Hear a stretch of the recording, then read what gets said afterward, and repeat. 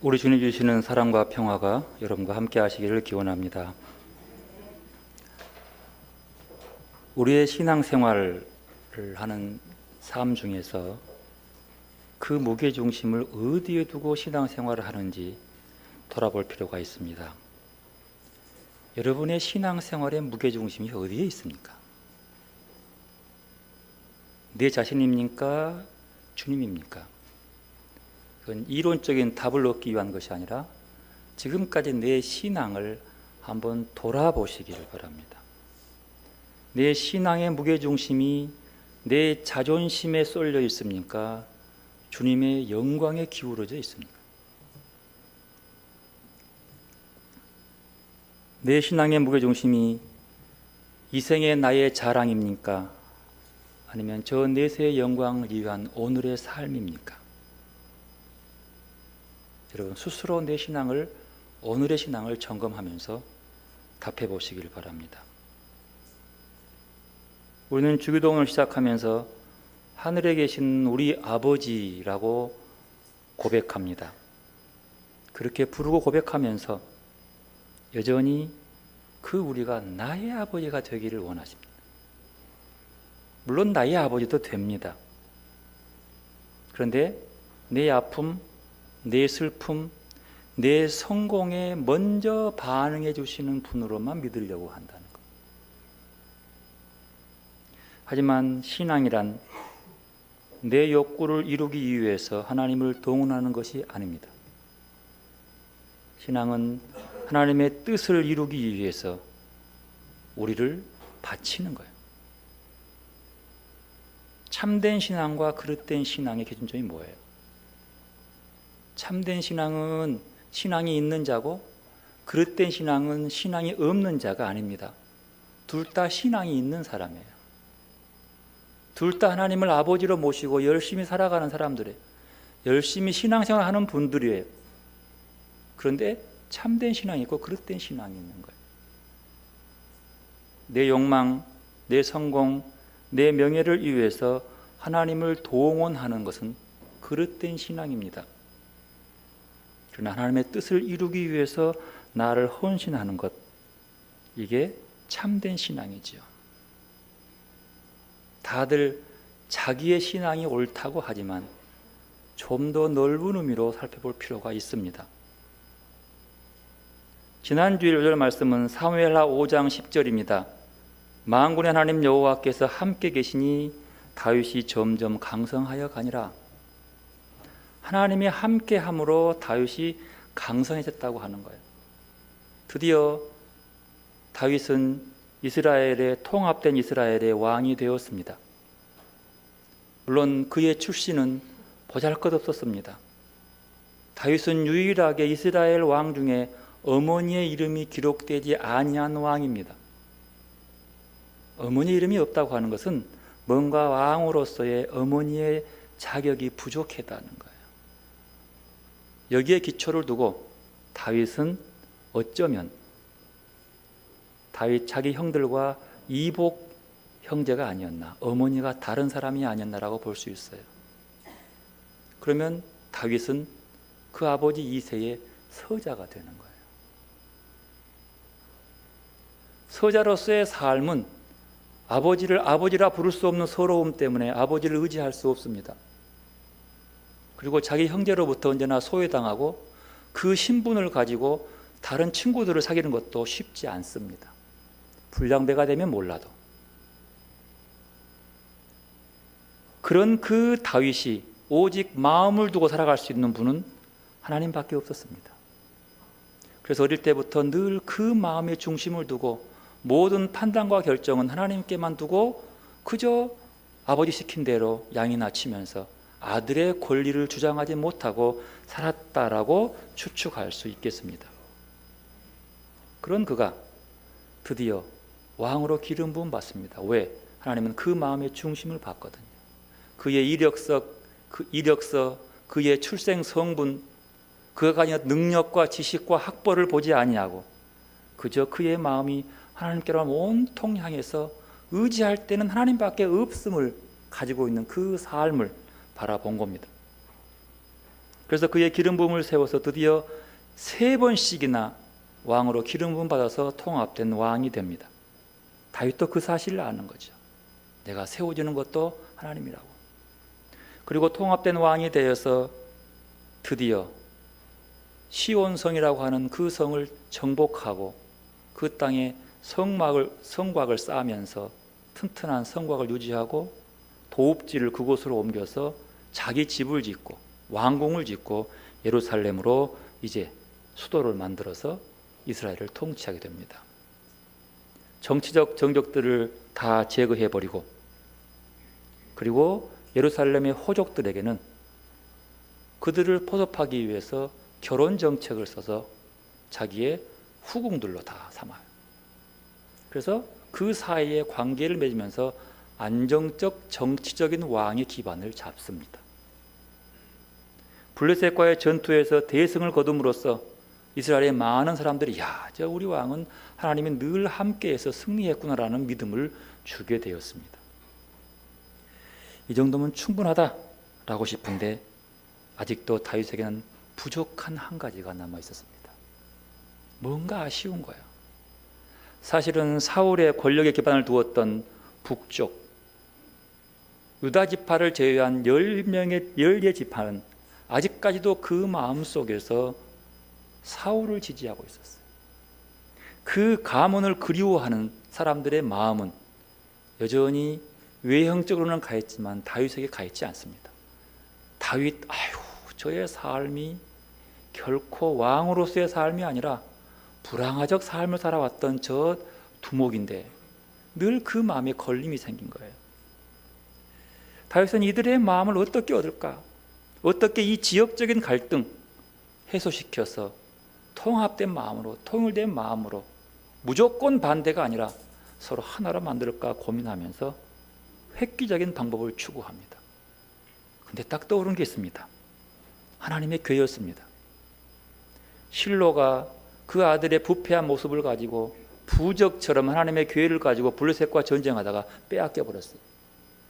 블레셋도 이 법궤만, 이 하나님의 교회만 뺏어오면 이스라엘의 힘도 못 쓰고 또 언제나 자기가 승리하기 때문에 자기의 신전에 그것을 두면서 자기의 다곤 신과 여호와 하나님의 신이 둘이 합작해 가지고 자기를 이기게 해달라고 그것다가 세워놓는 거예요.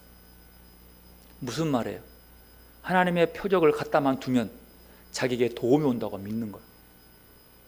블레셋 신앙의 모습이에요.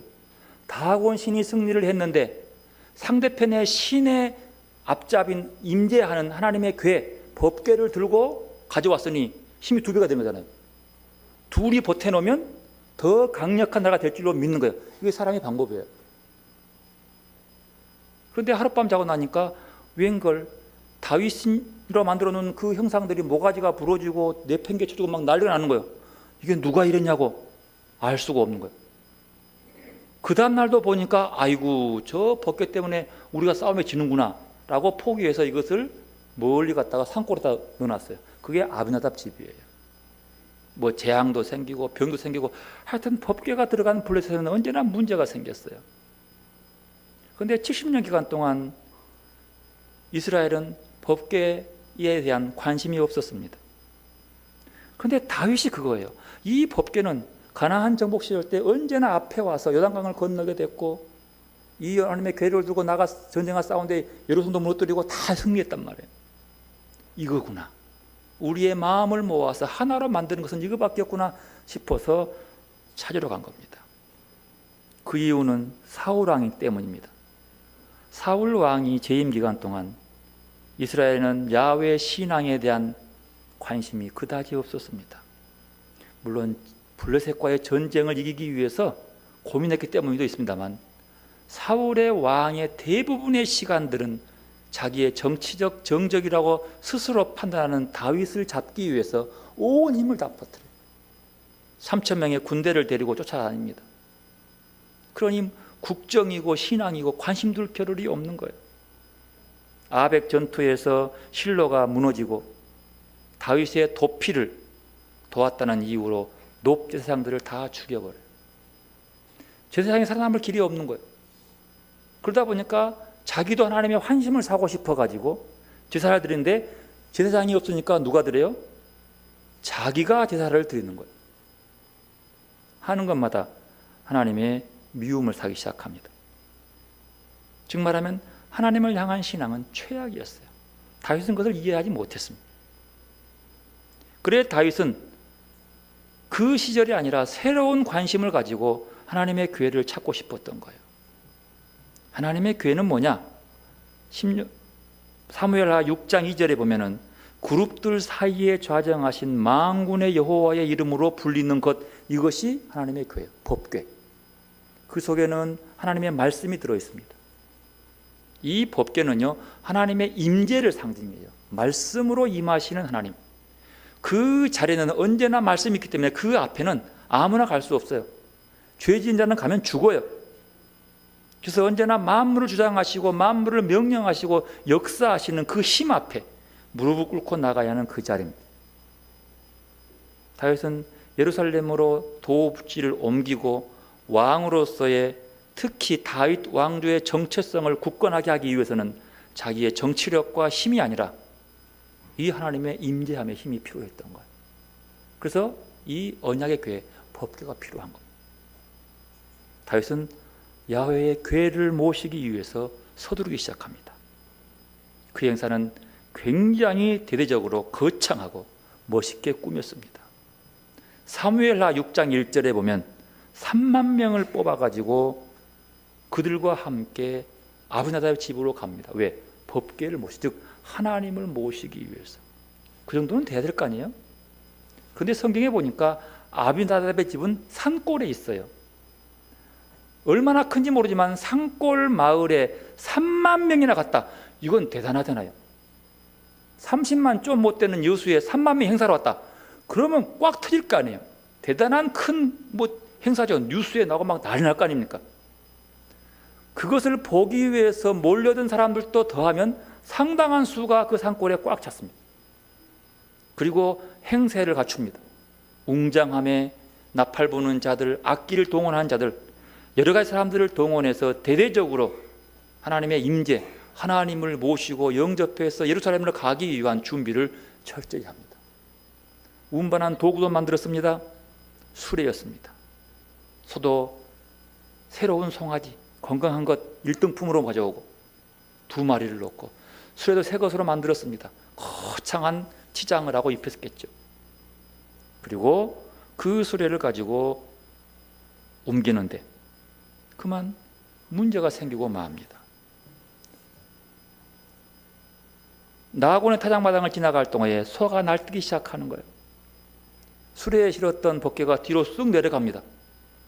놓치지 않기 위해서 아비나답의 아들 우사가 그만 그 법궤를 잡고 말았어요. 왜? 땅에 떨어지지 않게. 그런데 손을 대자마자 그는 그 자리에 죽고 맙니다. 다윗은 이 놀라운 사태 때문에 당황하기 시작합니다. 이게 무슨 일일까? 복덩인 줄 알고 이것만 하면 모든 것이 될 줄 알고 가져가던 하나님의 교회가 오히려 화근을 자초하는 거예요. 놀랐습니다. 결국 그는 그 교회를 예루살렘으로 모셔가는 것을 포기하고 가드 사람 오벳 에돔의 집에 옮겨놔 버립니다. 여러분, 가드는 블레셋 사람 동네예요. 가드의 고향인 사람, 유명한 사람 누구예요? 골리앗. 그 동네니까 이게 이방 사람이에요. 그러니까 이스라엘 사람이 아니라 이방 사람의 집에 탁 옮겨놓고 빨리 올라갔어요. 여기 잠깐 들어볼 필요가 있어요. 아니, 법궤가 떨어지는 것을 당연히 안 떨어지게 막은 우사가 왜 죽었을까요? 아니, 당연하지 않아요? 싣고 간 물건이 떨어지는데 그걸 가만둘 사람이 누가 있어요? 당연히 잡아야죠. 근데 그것 잡았다고 하나님은 왜 그를 죽여버렸을까요? 하나님은 죽인 거거든요. 다윗을 택한 분도 하나님이시요, 어려움 속에서 그를 세워서 통합된 왕으로 만들고 그 왕의 신분을 유지하기 위해서 모든 것들을 함께 했던 그 하나님, 이 다윗이 악기를 치면서 찬양하는 것을 가장 기뻐했던 하나님, 근데 어찌 왕으로서 튼튼한 기반을 마련하기 위한 좋은 도구를 가져가는데 왜 하나님이 막으시는 걸까요? 이런 해석도 분분합니다. 그 중에 하나가 운반 방법에 대한 잘못입니다. 율법서에 의하면 하나님의 궤, 법궤를 운반할 때는 레위중, 즉 제사장 족속 중 고핫 자손만 4명이 나와서 고리를 끼워서 어깨에 메고 운반하라고 기록되어 있습니다. 근데 그들은 수레에 실은 거예요. 당시 블레셋이나 페니키아인들은 자신들의 신상들을 이동할 때에 언제나 수레를 크게 만들어서 아름답게 꾸민 다음에 그곳에 세워서 끌고 갔어요. 그러면 온 주민들이 그 신상 앞에 절하면서 복을 구했습니다. 무슨 말이에요? 이방신을 다루듯 하나님의 인도하심을 다룬 거예요. 즉 말하면 우상을 대하듯 하나님을 대했다는 사실입니다. 뭐 하기 위해서요? 더 잘 보기 위해서요. 여러분, 우리가 섬기는 신을 모시는데 어깨에 메고 가는 게 멋있겠어요? 웅장하게 막 차를 만들어서 끌고 멋있겠어요? 눈에 보면 금방 보이는 거예요. 이것이 하나의 대부분 인정되는 부분이요. 또 하나, 이 법궤를 운반하는데 왜 그가 죽을 만큼 중단시킬 만큼 하나님이 했을까? 그것은 문제는 다윗에게 있습니다. 하나님의 궤를 모시는 다윗의 동기가 불순한 겁니다. 즉 법궤를 모시려는 다윗의 마음이 순수하지 못했어요. 늘 겸손한 마음으로 하나님을 영접해야 되는 것인데 그는 자기의 권력의 정통성을 확보하기 위한 수단으로 하나님의 궤를 모셔가려고 했던 거예요. 즉 하나님을 그 사회의 통합을 목표로 통합을 달성하기 위해서 모셔간 거예요. 여러분, 아무리 선한 목적이라고 해도 그 목적을 이루기 위해서 하나님을 동원한다는 것은 참된 믿음이 아닙니다. 이게 미묘한 관계가 있어요. 하나님은 어떤 경우에도 인간의 선한 목적을 이루기 위한 수단으로 이용될 수 없습니다. 우리 많이 보잖아요. 지옥심을 차릴 것이 뻔한데, 뻔한 지옥심인데 하나님의 뜻이니 하나님의 은혜니 이런 말을 들으면 왠지 민망스럽고 속이 부글거리고 아이고 한숨만 나오는 경우들이 많이 있어요. 여러분도 그런 거 많이 느꼈죠? 분명히 지옥심인데 하나님의 뜻 운운하는 이런 얘기들. 다윗이 이 하나님의 궤를 옮기는데 3만 명을 동원했다고 보면 그 의도를 분명히 알 수 있죠. 뭘 하기 위한 건지, 더 잘 보이고 자기를 더 왕으로서 추앙되기 위한 자기의 힘의 자랑이었다는 사실이. 어느 목사님이 알려준 건데 저는 못 봤어요.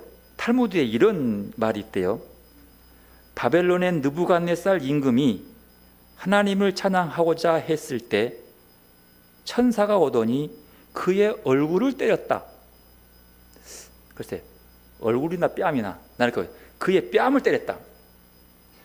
아니, 하나님을 찬양한다고 마음먹었는데 뺨을 때려보다니 이게 말이 돼요? 근데 유대의 랍비인 코츠커는 스스로에게 물었답니다. 아니, 그의 의도가 하나님을 찬양하려는 것인데 어찌해서 뺨을 때렸을까? 천사가. 여러분, 왜 그랬을까요? 하나님 찬양 다 좋은 거잖아요. 근데 하나님 찬양하는데 왜 천사가 와서 못하게 뺨을 때려보냔 말이에요. 뺨 안 입을 때렸나? 팍! 이놈 조용히 해. 왜 그랬을까요? 풀어보면 하나님을 찬양하는 것도 이게 그냥 뺨마다 일이 있단 말이에요. 모두가 하나님을 찬양한다고 다 하나님이 기뻐하신 게 아니다는 걸 알 수 있죠, 충분히. 근데 이 코츠커 랍비는 이렇게 스스로 답합니다. 너는 한편 왕관을 쓰고 있으면서 찬양하겠단 말이냐? 어디 뺨을 맞는 다음에 어떻게 찬양하는가 한번 들어봐야겠다. 왕관을 쓴 채 하나님을 찬양할 수 없다고 아브라함 헤셀은 얘기합니다. 왜요? 하나님을 찬양하려면 왕관을 벗어야 합니다. 도대체 하나님 앞에서 왕이란 게 뭡니까? 여러분, 예수 믿는 사람들은 누가 자기 왕이요? 하나님이요. 하나님의 다스림에 순종하는 게 왕인데 지가 왕관 써가지고 가면은 뭐가 되겠냐는 거예요. 하나님이 그 찬양을 받겠어요? 우리들이 벗어야 할 왕관이 무엇일까요? 하나님 앞에서 하나님을 찬양하고 하나님을 예배하는 자리에서 우리가 벗어야 할 왕관이 뭘까요? 남들에게 근사하게 들리는 허울 좋은 호칭들, 한다라고 하는 그 자부심, 좀 안다고 하는 허위의식, 이런 것들을 버리지 않고는 참된 예배를 드릴 수 없다는 거예요. 아니, 이런 것들을 벗어던지지 않고 하나님을 찬양한다고 나서면 천사가 와서 입을 때려버려요. 못하게. 하나님은 다윗의 그런 태도를 이해할 수가 없었어요. 접수할 수가 없는 거예요. 우사는 이 다윗의 잘못된 동기를 책망하시기 위해서 수레에서 내려오는데 그것을 막으려 했기 때문에 죽은 거예요. 하나님 내려온 이유가 뭐예요? 나 가기 싫다 그러면 나를 이용해 먹다니 나 못 간다 라고 내려오는데 그 뜻을 막는 거야. 그게 죽었다는 거예요. 그렇게 보는 거예요. 아주 일리 있는 저는 해석으로 봅니다. 그리고 3개월이 지난 후에 들려오는 소식이 있습니다. 11절 말씀 6장 이렇게입니다.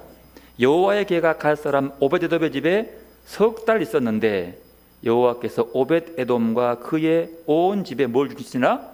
복을 주시니라. 아니, 왜 좀 신기하잖아요.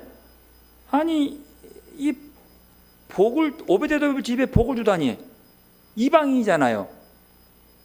여러분, 벗개만 가지고 있으면 그 집에 복이 오는 겁니까? 다곤 신전에 벗개가 갔더니 그냥 그 안에 있는 신들이 막 뭐가 자라서 난리 났어요. 아니, 벗개 떨어진 걸 잡았다고 우사는 죽어버렸어.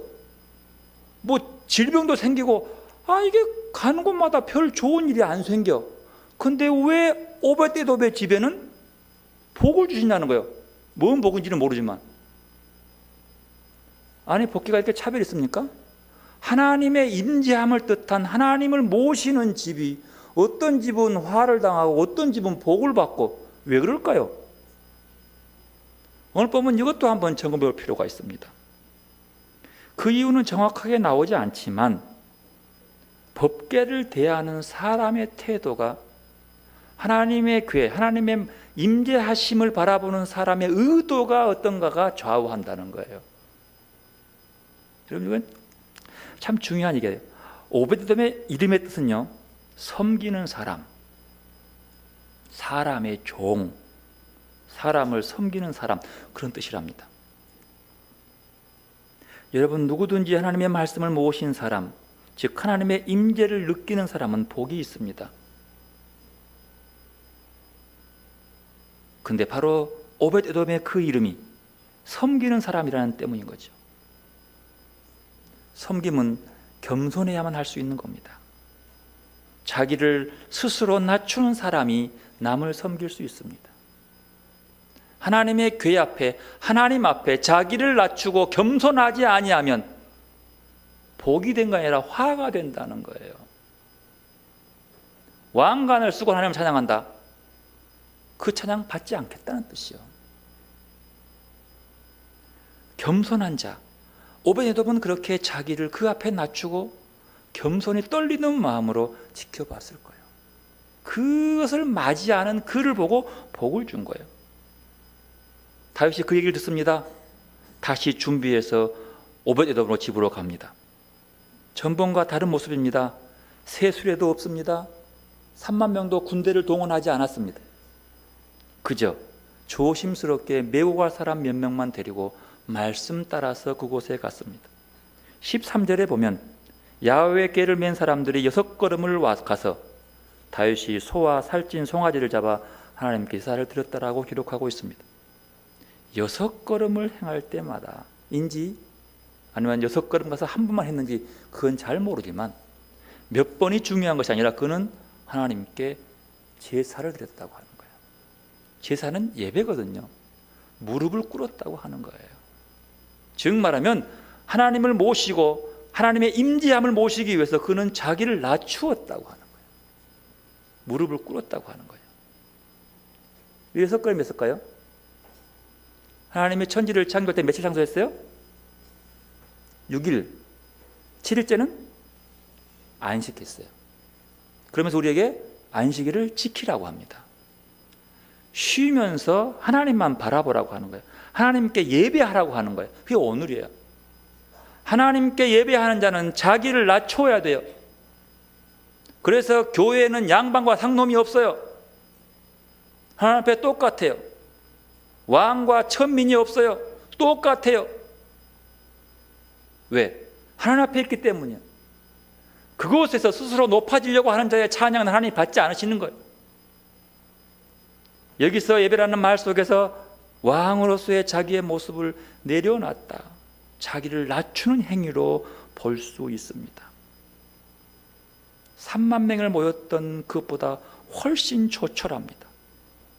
그런데 더 중요한 것은 다윗이 왕복을 입지 않고 군복도 입지 않고 배로 만든 에봇을 입었다고 합니다. 여기서 에봇은요 통으로 되어 있는 옷이에요. 한 통 쭉 이렇게 쭉 내어 있는 통. 여러분 그 죽은 사람 염할 때 이것도 거의 통옷이에요. 이렇게 그죠? 쪼가리들 안 내요. 통옷으로 되어 있어요. 그러니까 자기를 낮추는 거예요. 배니까 못이 옷이죠. 통으로 입었어요. 이것은 제사장이 입은 옷인데 에봇은요. 아마 다윗이 입었던 것은 왕이었지만 이 하나님의 궤를 메고 가는 사람과 같은 옷을 입은 거예요. 하나님의 궤를 모시는 그 레위인이 입었던 그것과 같은, 그러니까 왕의 모습이 안 보이는 거예요. 그리고 그것을 입고 나가서 온몸을 다해 춤을 추었습니다. 적당한 의리적인 춤이 아니었습니다. 왕이 추는 그런 격식 있는 춤이 아니라 쉬운 말로 하면 막 춤을 추는 거지요. 왕의 권위를 벗었습니다. 자기의 체면, 의식을 남을 의식하지 않습니다. 다 내려놨습니다. 오직 딱 하나, 주님이 오심을 기뻐하는, 하나님을 모시며 그 하나님을 기쁘게 하기 위해서 춤을 추는 겁니다. 여러분, 하나님 모실 때요 겸손한 마음이 없으면 불가능합니다. 하나님은 특정한 장소에 가야 만나는 분이 아니라 순간순간 우리 마음속에 우리에게 오셔서 우리가 겸손함으로 맞아주기를 원하십니다. 그렇게 기쁜 마음으로, 온 마음으로, 심지어 이 옷이 벗겨져서 내려서 맨살이 보이는지도 모르게끔 그는 하나님께 심취되어 있었습니다. 이렇게 모든 것 다 내려놓고, 권위식 내려놓고 하나님의 말씀, 하나님의 오심을 기쁨으로 맞이하는데 이 광경을 창밖으로 내다보던 그의 아내 미갈이 혀를 차면서 업신여깁니다. 16절 말씀 함께 읽어볼까요? 여호와의 궤가 다윗 성으로 들어올 때에 사울의 딸 미갈이 창으로 내다보다가 다윗 왕이 여호와 앞에서 뛰놀며 춤추는 것을 보고 심중에 그를 업신여기더라. 여러분 여기서 하나 보세요. 왜 다윗의 아내 미갈을 사울의 딸 미갈로 했을까요? 웃기잖아요. 추가 배인이잖아요. 근데 굳이 여기서 왜 사울의 딸 미갈로 했냐는 거예요. 다윗의 아내인데. 이렇게 봐요. 다윗 같은 그런 하나님을 향한 순수한 신앙의 아내가 되지 못하고 그에게는 여전히 누구요? 믿음 없는 사울 같은 모습이 있는 거예요. 그래서 신앙적 유산을 보면서 이렇게 봤다라고 봅니다. 그녀는 야훼의 궤를 중요하게 여기지 않았던 자기 아버지의 영향을 받았다는 뜻입니다. 미갈은 여호와 앞에 춤추는 다윗을 보았을 때에 그 마음속에 아이고 저런 속 없는 사람, 왕으로서 채통도 못 지키고 저게 뭐야? 안타까워함. 그런 마음속에 하나님이 보일까요? 하나님의 임재가 느껴질까요? 채통 없는 남편을 보면서 안타까운 거예요. 그는 왕궁에서 왕궁의 법도를 잘 배웠어요. 그러니 이 촌뜨기 다윗이 하는 것이 마음에 들겠냐는 거예요. 저런 속 없는 양반, 소위 체면이라고 하는 인간이 만든 그 허상에 갇혀 있을 때 이렇게 언제나 딱딱하고 숨막히고 답답해집니다. 이 체면에 갇혀 있는 사람 지금도 많아요. 그 체면이라고 하는, 채통이라고 하는 그 어설픈 신앙에 갇혀서 신앙생활을 하는 참 답답한 사람들 많습니다. 체면이라는 감옥에 갇혀서 그 동굴 앞만을 바라보면서 밖을 보니 이게 보여지냐는 거야. 탁 털어내야지. 미갈은 내면의 기쁨보다도 외적인 채통을 중요시했고, 다윗은 외적인 채통보다도 내면의 기쁨으로 충실했던 사람이에요. 이 기쁨의 자리에 잔치가 벌어집니다. 다윗을 왕으로 세우신 하나님의 마음도 기쁘고, 야훼의 궤를 예루살렘에 모신 다윗도 기쁘고, 성군을 맞이하는 이스라엘도 기쁩니다. 다윗은 이제 춤을 멈추고 하나님께 번제와 화목제를 드립니다. 만군의 야훼 하나님의 이름으로 그 백성에게 축복을 하고 자기 백성들과 함께 예배하고, 그리고 빵 한 조각, 고기 한 조각, 이런 것들을 서로 돌려보내면서 다윗의 마음은 흐뭇해요. 기뻐요.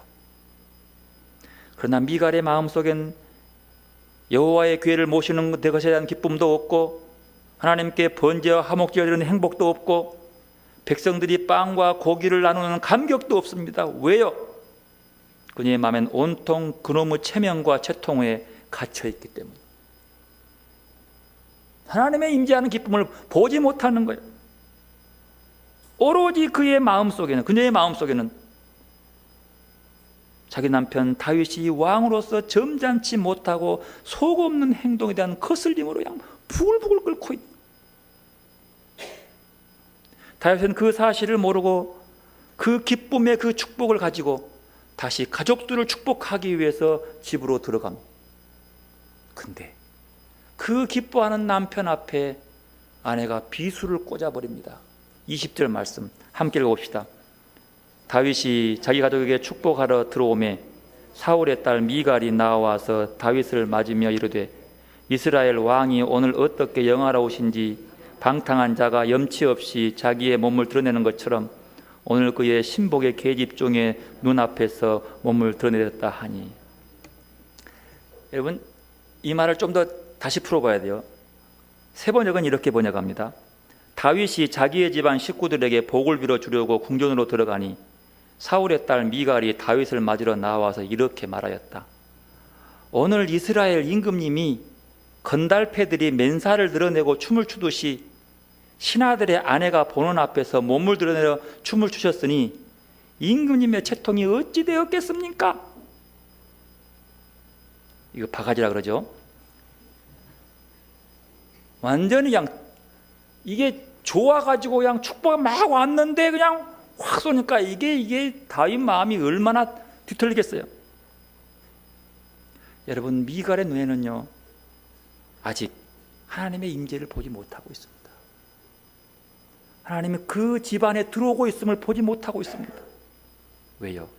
그 마음이 지금 복잡하거든. 뭐 때문에? 체면 때문에. 얼마나 그 마음이 힘들겠어요. 옷이란 인간이 채통을 지켜주는 것이기도 하지만 때로는 그 옷은 허울의 감옥일 수도 있습니다. 다윗은 채통을 벗고 하나님 앞에 있었지만 미갈은 사람 앞에서 채통의 옷을 입고 있었어요. 하나님이 거기 계신데 보지 못하는 건 그것 때문이에요. 그녀가 다윗의 아내로서 다윗의 신앙을 배웠더라면 그랬을까요? 그런데 이 채통과 체면의 굴레에 자기를 그렇게 업신여기는 미갈의 말 앞에 불끈 상처 입은 다윗이 좀 참지 못하고 불끈하고 얘기를 뱉어버립니다. 21절 말씀 읽어볼까요? 이는 여호와 앞에서 한 것이니라. 내가 내 아버지와 그의 온 집을 버리시고 나를 택하사 나를 여호와의 백성 이스라엘의 주권자라 삼으셨으니 내가 여호와 앞에서 뛰놀리라. 이는 여호와 앞에서 한 것이니라. 여기까지는 그래도 괜찮았어요. 근데 굳이 그 뒤 말은 하지 않아도 될 말인데, 여호와가 네 아버지와 네들을 버리고 날 택한 이유가 뭔 줄 알아? 뭐 이렇게 나오는 거예요. 이거 이러면 그 집안 영 문제 생기죠. 이게 그냥 좀 참고 넘어가지. 그 뒤에 하나님을 찬양하려고 하면서도 그 마음이 좀 그래요. 못 참고 뿔긋하면서 확 갑자기 처갓집 얘기를 해버립니다. 너희 집안 잘 됐냐? 이러면 이제 여러분 답이 나오죠. 이게 근데 다윗이 금방 이런 그래놓고 움찔하면서 자기를 돌아봐요. 그러면서 이렇게 말합니다. 22절 읽어봅시다. 내가 이보다 더 낮아져서 스스로 천하게 보일지라도 내가 말한 바 계집종에게 높임을 받으리라. 이건 조금 이게 말이에요. 여러분 세번역은 이렇게 말해요. 21절부터 읽겠어요. 다윗이 미갈에게 대답하였다. 그렇소. 내가 주 앞에서 그렇게 춤을 추었소. 주께서는 그대의 아버지와 그대의 온 집안이 있는데도 그들을 마다하시고 나를 뽑으셔서 주의 백성 이스라엘 다스리도록 통치자로 세우셨소. 그러니 내가 주를 찬양할 수밖에 없소. 나는 언제나 주 앞에서 기뻐하며 뛸 것이요. 내가 스스로를 보아도 천한 사람처럼 보이지만 주님을 찬양하는 일 때문이라면 이보다 더 낮아지고 싶소. 그래도 그대가 말한 그 여자들은 나를 더욱더 존경할 것이요. 금방 해놓고 바꿔요. 그래? 내가 주님을 찬양한 일이라면 당신이 보는 그렇게 천한 것보다 더 천해도 괜찮소. 저는 이 말에 한참을 머물렀어요. 무심코 내뱉은 말에 상처 입고 들려오는 이런저런 소리 때문에 속상하고 냉소하고 홧김에 뱉은 내 말 때문에 상처받은 사람들을 얼마나 많을까. 이게 하나님을 찬양한다는 사람들이 말이야. 이게 이름 되냐? 이게 스스로 돌아보는 생각, 이게 참 많이 머물렀어요. 왜 그럴까요?